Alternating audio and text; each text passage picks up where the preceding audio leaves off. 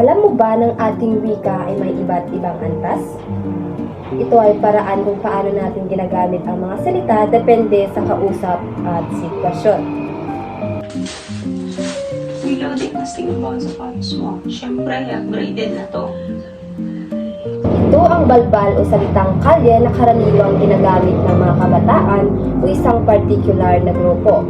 Tinatawag din itong slang sa Ingles. Hindi ito formal at kadalasan ay hindi ginagamit sa mga formal na sulatin o talakayan. Ngunit bahagi ito ng araw-araw na usapin. Iba pang halimbawa ay chibug, chong, chang, werba, at petmalo.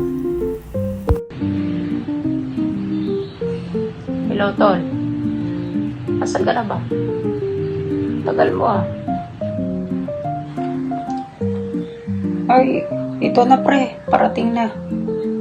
Ito naman ay kolokyal na karaniwang hango mula sa formal na salita, ngunit ito ay pinaikli, pinasimple o binago upang mas madaling bigkasin at maintindihan.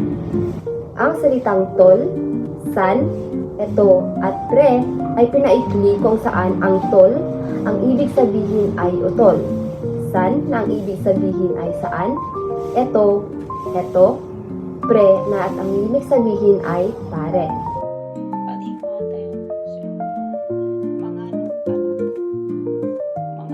Kain na tayo. Manganta na. Ito naman ay lalawiganin. Ito ay mga salitang ginagamit sa isang partikular na lalawigan o rehiyon sa bansa. Ang mga salitang ito ay maaring pamilyar sa mga taga roon, ngunit hindi agad maintindihan ng mga taong mula sa ibang lugar. Kaya't masasabi natin ito'y regional na wika o dialectal variation. So, ang salitang kain na tayo ay mga tayon sa Ilocano, Bisaya, mga Ontana, at Pangasinense ay mga Tana.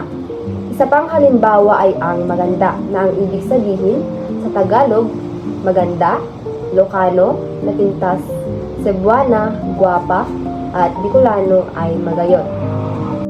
Ang wika ay mahalagang bahagi ng ating pagkakakilanlan. Opo, dahil ito po ay nag-uugnay sa mga Pilipino.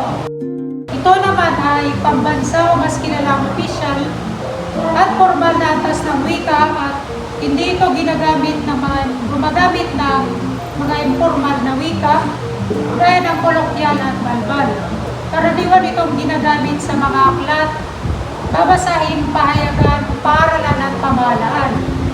Ang halilang halimbawa nito ay una, guro, pangalawa, mag-aaral, pangatlo, paaralan, pangapat, bansa, paglima, wika, panganim, pag-ibig, pagpito, kultura, pangwalo at kasaysayan at pangsyam, kalayaan, at ang pangsampu ay katarungan. Ito ang karaniwang ginagamit sa formal na usapan, panitikan, edukasyon at opisyal na komunikasyon.